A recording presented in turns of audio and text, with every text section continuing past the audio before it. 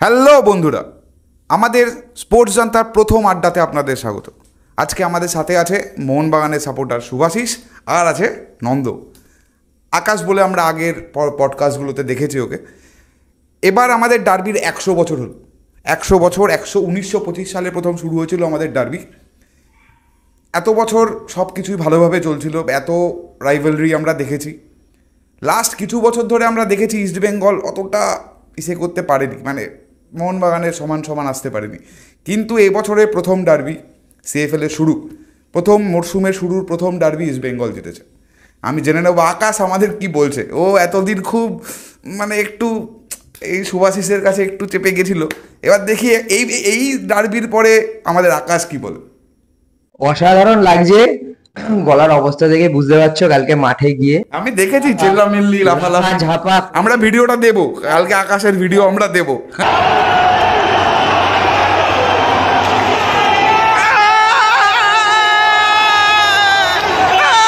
এত লাফাঝাপা করেছি, যা খেলা ইস্টবেঙ্গল খেলেছে ভাই। ট্রফি পাস না কোথায়? সারা ট্রফি পাস না। গত বছর সুপার কাপ কারা জিতল? সব টিমের প্লেয়ার গুলোকে পাঠিয়ে দিয়ে দেশের হয়ে খেলতে গিয়ে নিজেরা একটা ট্রফি জিতলি। হ্যাঁ, তারপরে বলো আর কি বলবো বলো। লাস্ট এই সিএফএল টা নিয়ে তোরা তো এই একটাই ট্রফি তো খেলিস, একটা ট্রফি খেলি। হ্যাঁ, তাই জন্য আগে থেকে টিম নামিয়ে প্র্যাকটিস করাচ্ছিস। আমরা এইসব গুরুত্ব দিই না। আমাদের মরশুম 27 তারিখ থেকে শুরু ভাই।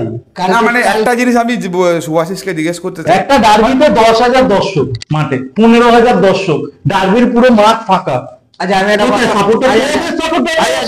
শোনো, একটা ডার্বিতে আমরা সিঙ্গেল ম্যাচে আগের বারে সুপার কাপ বল, তারপর আইএসএল এর লাস্ট ম্যাচ গুলো বল, আইএসএল ফাইনাল বল, সব জায়গায় মোহনবাগান নিজেদের ঘরের মাঠ একটা সল্টলেক স্টেডিয়ামে 62,000 58,000 দর্শক দিয়েছে।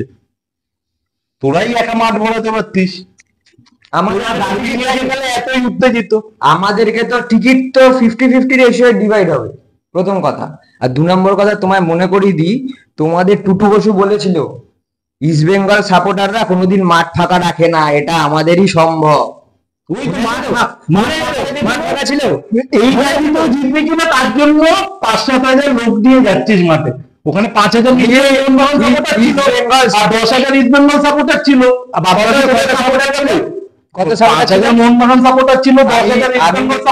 আমি কালকে মাঠে ছিলাম, মোহনবাগানের হাতে গুনে 5 থেকে 700 জন সাপোর্টার ছিল।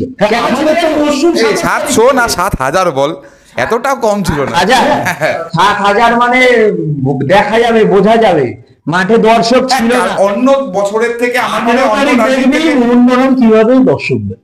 মোহনবাগান এখন না সে তো আমি বুঝছি ব্যাপারটা, কিন্তু দেখবি মোহনবাগান কিভাবে দর্শক। তোরা কি বলতে চাইছিস যে তোদের কাছে সিএফএল এর গুরুত্ব অন্যান্য আইএসএল এর বা অন্যান্য লিগের থেকে কম?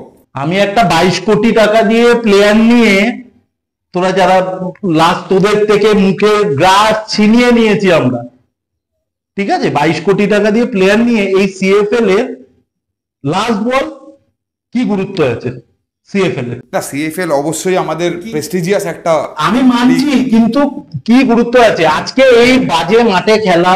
ঠিক আছে, আমি মানছি ডার্বি হয় সল্টলেক স্টেডিয়ামে, বাদ বাকি টোটাল খেলাটাই হয় যে যার হোম মাঠে এই বৃষ্টির টাইমে। ঠিক আছে, অত টাকা দিয়ে প্লেয়ার নিয়ে, যেখানে কোনো প্রাইজ মানি নেই, ঠিক আছে, প্লেয়ার গুলোকে এনে, ঠিক আছে। ইস্টবেঙ্গল মোহনবাগানের গুরুত্ব আছে ম্যাচের, আমি ছোট করছি না কালকে ইস্টবেঙ্গলের জয়টাকে, ঠিক আছে, কিন্তু এই টুর্নামেন্ট যদি হাইলাইট করে বড় করে আগের কলকাতা লিগে ফিরে যায়, সেদিন আমি বুঝবো ইস্টবেঙ্গল মানে তুই বলতে চাইছিস যে ইস্টবেঙ্গল জিতলেও এটা পুরো সিজনে ইস্টবেঙ্গলের আগের বারেও তো এই করতে পারবে রাজবাস্কর ভালো প্লেয়ার। তুই বল কলকাতা লিগে আমার টিম আসবে কেন? আমি জুনিয়রদের ছোট করছি না, যারা প্লেয়াররা খেলছে এরাও ভবিষ্যতে বড় করবে।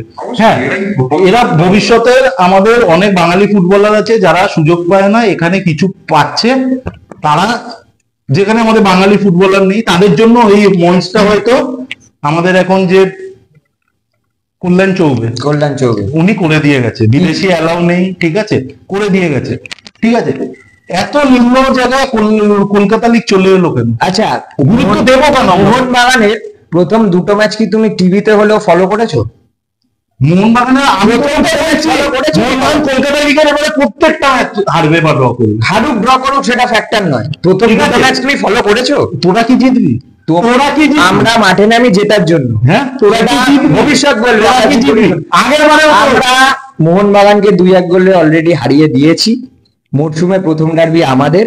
যে যতই বলো derby is derby. East Bengal Mohun Bagan, সোর্সিটের নাম থাকবে ইস্ট বেঙ্গল মোহনবাগান। এখানে বাচ্চা বড় সিএফএল এ কোনো বয়স ভিত্তিক ব্যাপার নেই। বল তোর কথা আমি শুনছি, আর কিছু বক্তব্য আছে? আমার বক্তব্য আমরা জিতেছি। এখন মোহনবাগানিরা পাশ কাটাচ্ছে, আমাদের 6টা বিদেশি নেই, আমাদের ইন্ডিয়া টিমে প্লেয়াররা রয়েছে, এইসব অজুহাত। এখানে তো 11টা player মাঝে না এখানে কোন লোক ইন্ডিয়ান প্লেয়ার খেলছিল? এগুলো তো মোহনবাগানের অজুহাত। আমাদের 11টা প্লেয়ার ন্যাশনাল ক্যাম্পে, কি কথা ছিল কি? সেটা ছিল কি ছিল? কমিটি যদি ওই টাইমে টুর্নামেন্ট অর্গানাইজ করে সেটা কি ইস্ট বেঙ্গলের প্রবলেম? ইস্ট বেঙ্গলের প্লেয়াররা ন্যাশনাল ক্যাম্পে প্রবলেম হবে কেন? তোদের তো একটা প্লেয়ারও ন্যাশনাল টিমে থাকে না। একটা প্লেয়ার গেছে একটা টিমে, একটা টিম হয় 24-25 জনে, তোদের একটা প্লেয়ার গেছে। মোহনবাগান দেশকেও চালাচ্ছে। তুই দেশ, হ্যাঁ মোহনবাগানে তুই তো নিজের মুখে এইমাত্র বললি 11টা প্লেয়ার, 11টা না 7 থেকে 8টা প্লেয়ার গিয়েছিল। ঠিক আছে, একটা ফার্স্ট টিমের 8টা প্লেয়ার চলে যাওয়া, ঠিক আছে? তুই এবার আমাকে বল, কি বলবো কথা। এখানে একটা টিম যখন তৈরি করে, সেই টিমে ফার্স্ট টিমের যদি 7টা 8টা প্লেয়ার নিয়ে চলে যায়, একটা যখন আমরা নিয়ে গেছি, দেশে মানে দেশেরও মোহনবাগানকে দরকার, দেশের ইউনিয়নকে দরকার নেই, দেশের দরকার নেই, দেশের মোহনবাগানকে দরকার। আবার এই ম্যাচটা যখনই শুরু হবে তখন আবার দেখবি মোহনবাগানকে দরকার, আবার মোহনবাগানকে দরকার। তো একদম ইন্ডিয়া টিম পিছিয়ে যাচ্ছে কেন তাহলে এত বারবার? আমাদের প্লেয়ার কি আমরা বলেছি নিয়ে যা? আমরা কি বলেছি? কিন্তু আমরা পিছিয়ে যাচ্ছি। আমরা তো আমাদের ক্লাব জিতছে, ঠিক আছে? দেশের তোদের প্লেয়ার গুলোকে নিয়ে গেলে তো নিয়ে যাচ্ছে, সেই জায়গায় তো কোয়ালিফিকেশনই যাবে না। মোহনবাগান এই যে আজকে ইন্ডিয়া টিম গিয়ে যে এশিয়া কাপ খেলছে,